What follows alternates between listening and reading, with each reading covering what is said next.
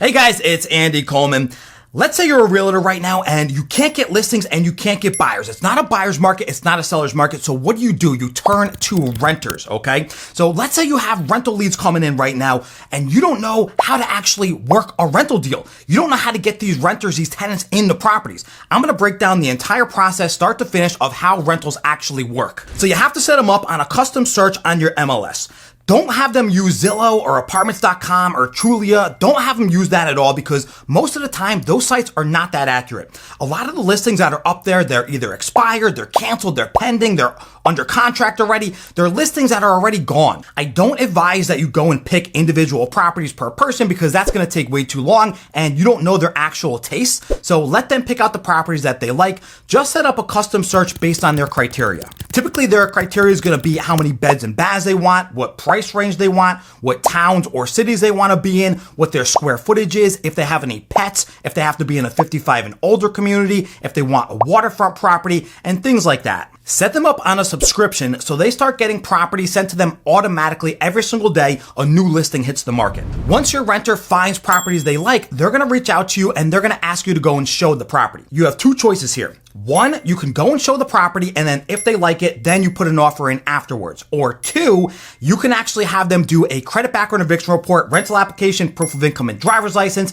This, in my opinion, is called a full package. You can have them do everything and then submit it to the owner or the listing agent, and then go and show the property if they get accepted. Doing it that way is a little bit of an advanced strategy. You have to be really confident. If you don't know what you're talking about and you mess up telling the tenant that this is what you want them to do, they're not going to trust you and they're not going to do it, and they're going to go find another realtor that will show them the property. So use caution if you're using that kind of tactic. So either way, eventually you're going to have to show the property, right? You want to point out things that are good with the property and you want to point out things that are bad with the property. Now, don't push them away from the property. You don't want to be really negative, or you don't want to be overly positive, because you also don't want to sell them the property if they don't really want it. As I said before, you do a credit background eviction report, rental application, and proof of income. That's really it. Now, if you had done it before, don't worry about that. At this point, you had already gotten the offer accepted and you're just doing a showing to make sure they like it. But if you hadn't done that at this point, now you do your Rentspree report, your Zumper report, your My Smart Remove report, whatever kind of service you want to use to do your credit and background report,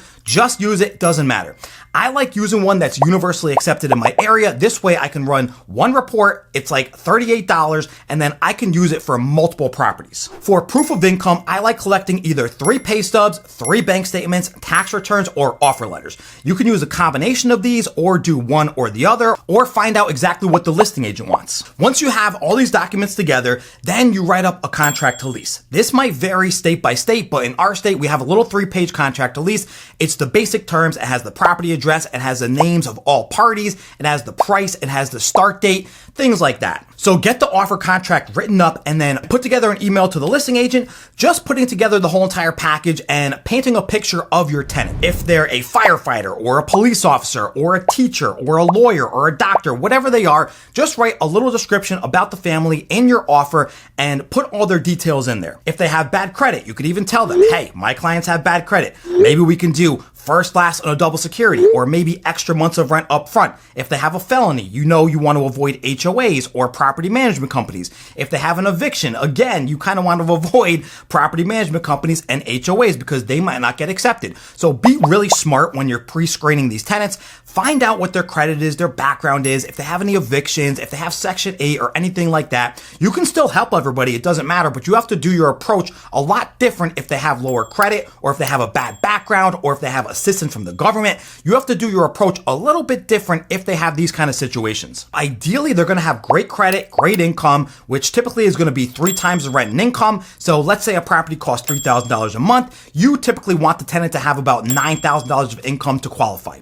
If it's a private owner, this is not set in stone. They will make exceptions, but typically they want right around 3 times the rent and income. If you're in a state that has a lot of HOAs, make sure there's no credit requirement for the HOAs, because if there is a credit requirement for the HOA, then the tenant will get denied and you just wasted a few weeks applying to an HOA when you didn't have to, because you should should have known better that their credit was a little bit lower and they would have got denied in the first place. So assuming there's no HOAs or their credit's good, then you go on with the next step. After you submit the offer, you negotiate with the landlord or the listing agent and basically find out what their terms are. If they accept the terms that you submitted in your offer contract, then great. If not, you could do negotiations. Now, if you're in a multiple offer situation where there's like 5 or 10 offers, you might have to increase your rent price per offer. You're only going to be doing this if there's a lot of competition on the property or if their credentials are really bad and the only reason why the owner's going to pick them is because you go over asking price on the rent. The next step is typically going to be doing a deposit. So a deposit is going to be held in escrow by a title company or it's going to be held by the owner.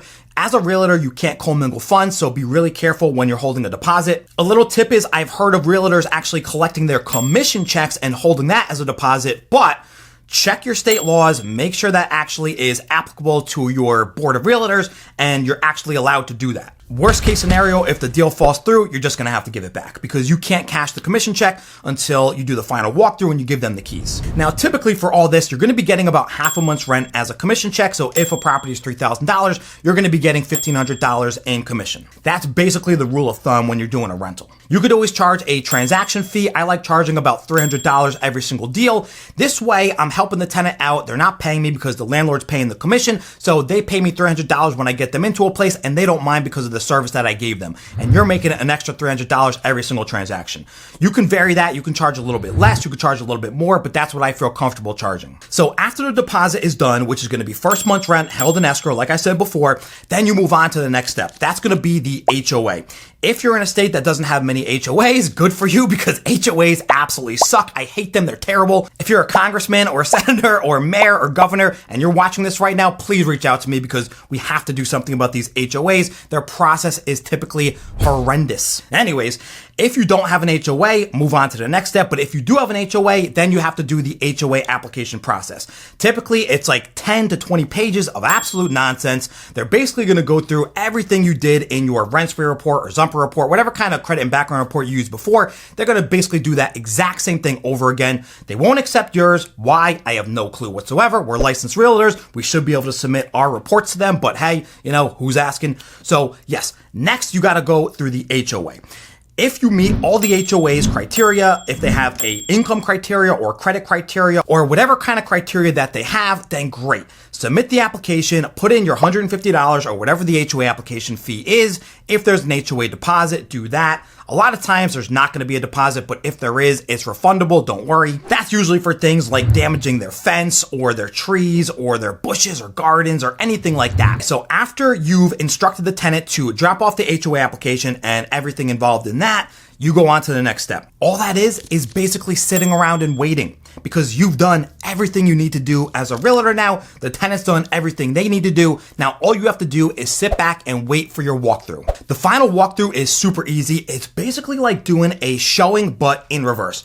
You're just making sure everything's exactly the same as it was during the showing. This way, if there's something wrong, you mark it down on a walkthrough checklist and you can actually tell them to take pictures or videos of the property so when they move out, they don't get charged for any damages that were already there. Or if you want the owner to fix the damages that you already saw, then yes, you can write that down and have the owner send a handyman out or a repair guy and they can fix all the damages that you found during the final walkthrough. So usually you're going to have the tenant bring last month's rent and the security deposit to the final walkthrough. Remember, we already did 1 month's rent as first month's rent held in escrow. That's typically going to be used for the commission check. So each brokerage is going to get half a month's rent. Then if you did charge a transaction fee, have the tenant bring that made out to your brokerage during the final walkthrough. I'll make this real simple. So if a property is $3,000, you have $3,000 in escrow, $3,000 for last month's rent. The tenant's going to bring that. $3,000 for security deposit. Tenant's going to bring that. So they'll have an extra $6,000 that they bring to the final walkthrough, in addition to the $3,000 for first month's rent that's already being held. So after you walk through the entire property and make sure everything is good, fill out your walkthrough sheet, sign it off, and then that's it.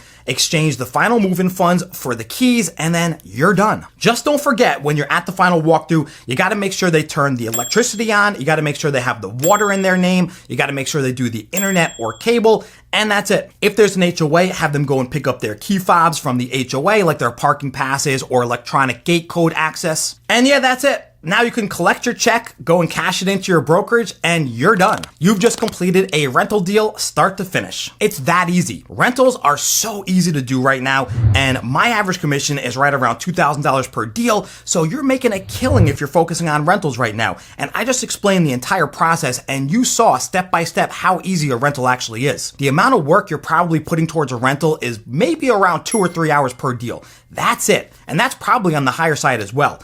Doing showings, you might only be doing 1, 2, 3 showings. You don't really want to be doing a lot of showings. Really cut it off around 3 or 4 showings max. If they don't like the properties that you're showing them, then you're doing something wrong, because you should know that they're not going to like the property because it's too small, or the price is too high, or it's not in the area that they want.